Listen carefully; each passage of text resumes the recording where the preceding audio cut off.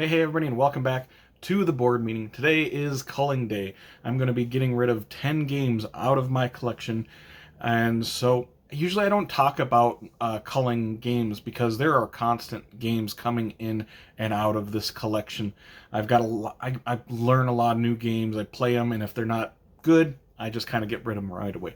These are 10 games that I played, and I decided I'm going to keep them for a while and see how it goes, and now I've decided to get rid of these. So these are 10 games that I actually think are pretty good games for the most part, but they're going to be leaving my collection here.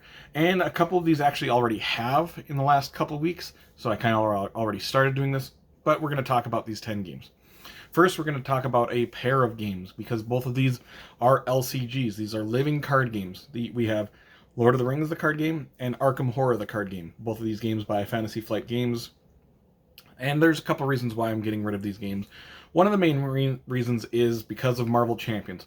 Marvel Champions is another LCG game that I have, and I have everything for Marvel Champions. Where Arkham Horror and Lord of the Rings, I have a little bit here and there of this different stuff from them. And I just think Marvel Champions is the better game.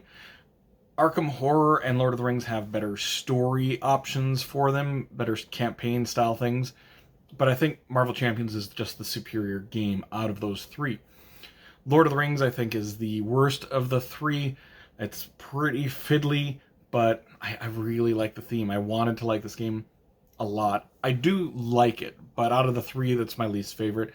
And Arkham Horror, I think, is a really fun game. I love the Cthulhu theme with it.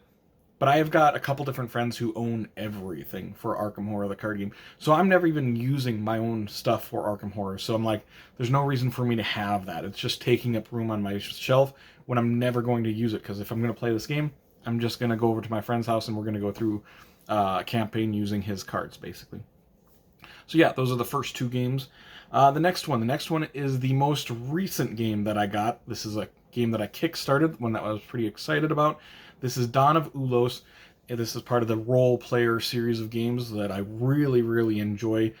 The reason why I'm getting rid of it is because this is just a weird, strange game. It feels very fiddly. It's weird to explain to people. Every time I explain this game, I played this game 4 times so far, and every time I play it and I explain it to people, people don't grasp it until close to the very end of the game. There's a weird, like, stock manipulation, but it's set with some fantasy creatures out on the board, and you don't own any of these fantasy creatures. You're not playing as them. You're just trying to manipulate the board and get the most points, most money at the end of the game. And it just doesn't work as smooth as I would like it. And I don't think it's a bad game, but out of the role player series of games, it's my least favorite by a good margin, actually. Just because of the fiddly nature and the strangeness, the theme just doesn't work for this, I don't think. So yeah, Dawn of Ulos. Going to the next one. The next one is a Garfield game, and I love Garfield games. This is actually going to be probably the first Garfield game that I'm getting rid of. Out of their more recent games, I should say. This is Legacy of You. This is like a solo campaign style game. A really good one, actually. It's pretty fun. But I played through it. I played through the entire campaign in a matter of a week or so. And I enjoyed it. I liked my playthrough of it. But that was several months ago, and I have not had even an inkling or a desire to go and play through it again. So the fact that I went through the campaign already, I'm just like, yeah, I got what I wanted out of this game, and now I'm gonna move on from it, give it to someone else, and they can go through that campaign. But I think it's a really good one. So yeah, the next one is Legacy of You. Going on to the next one. The next one is a roll and write game. And usually, I get rid of roll and writes constantly, all the time, because so many are alike each other. But this is Motor City. This is the third game in this series by this company. The other games in this are Fleet the Dice game and Three Sisters. Both of those games are really good. I like Motor City as well, but I think it's the worst game in that entry, the trilogy of games. And all of them are so kind of closely linked mechanically that I'm like, I don't need 3 of these games that are exactly alike. And in fact, I might get rid of Three Sisters because I like Fleet the Dice game, and Three Sisters are really similar. But, Motor City definitely shares some DNA with those ones too. So Motor City for sure is going to be leaving, and I'll find a good home for all of these games that I'm calling today. Next game. The next game is a game that I was really high on for a while, actually. This is Moonrakers. This is a deck building game that you're racing to 10 points. You're going out on missions, trying to accomplish these missions, but there's negotiation in this game. You are going to, when it's your turn, you're going to choose one of these missions to go on and get the rewards. But you can bring other people along with that mission, and then you're going to be negotiating who's going to get what rewards in this. And most of the time, it's getting points or coins to get better cards into your deck, or you might get just straight up a card from that as well. And the negotiation part of this is kind of why it's leaving. This game kind of drags on, and it's a race to 10 points, and if someone gets to 9 points, nobody else is going to bring that person on with 2 missions, because they're like, okay, now we all have to gang up on this person because they're about to win. So that's one of the reasons it just seems to drag on with this negotiation part of it. But I think it's a really clever game. It's a really interesting game. It's got that Catan negotiating in it, where you're just negotiating what everybody's going to get. So yeah, Moonrakers, very interesting game. The next one I'm going to be talking about, I'm still not 100% sure I'm going to get rid of it.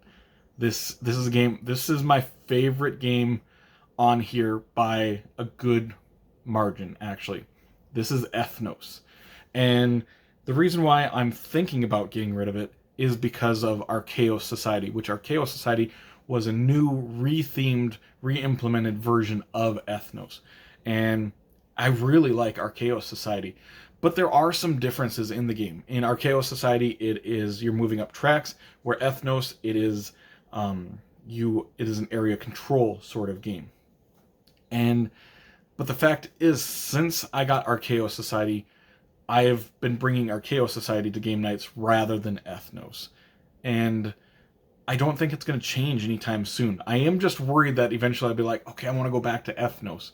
So I'm really debating keeping Ethnos and Archaeos Society, but we'll see in the future. This is the one that I'm like kind of iffy on. The next one is a game that I actually already got rid of. This is Kingdomino. And I enjoy Kingdomino quite a bit. I enjoy all the games in the Kingdomino series of games. The reason why I got rid of it is because Kingdomino Origins just completely replaced Kingdomino. It gives me everything I want in Kingdomino, and then it's got some other modulars that you can add into it to add. It basically feels like Kingdomino with some expansions, and you can take it or leave it with those extra modules. So yeah, Kingdomino Origins just completely replaced Kingdomino, so I got rid of Kingdomino. Going to the next one. The next one is my least favorite game on this list, and it was a game that I wanted to like a lot. This is Doctor Who Nemesis. It's got the Doctor Who theme on it. I love Doctor Who, and I'm still trying to find that good Doctor Who game. This is basically like Villainous, but it's got Doctor Who on it. It takes a lot of the mechanics of Villainous and puts it into this game. The fact is, I don't really like Villainous, and this one is just, it's a very average game to me. And it's been several months since I played it, and I'm like, do I want to play it again? The answer is no, not really. So Doctor Who Nemesis is out as well. Going to the last game on this list. The last game is a game that I really do like quite a bit. This is Smartphone Inc. And I'll tell you the only reason I'm getting rid of this game. I don't like the look of this game. I don't hear people talking about the look of this game very much, but for me, it has caused me not to bring it to the table because I think it looks so bland. Just like this big giant white board. It almost gives me the feel of Food Chain Magnet. And I think I'm probably in the minority here, but I just really don't like the board. Every time I broke it out, I'm like, yeah, I wish they would just redo this game and make the board a little bit more appealing. But apparently I'm kind of in the minority, like I said. But I got rid of it, got it into a friend's hands, so they'll enjoy it for sure because it is a pretty good, pretty solid game. So yeah, last game is Smartphone Inc. And those are all 10 games that I've decided to get rid of out of my collection. So make sure to comment down below, what are some of the games that you've culled in the past that you just think are really good games, but for some reason or another, you decided to get it out of the collection. Either way, if you did enjoy this video, make sure to like and subscribe to see more weekly content from me, Shane, at the board meeting in the future. Hope you all have an amazing day. Take care.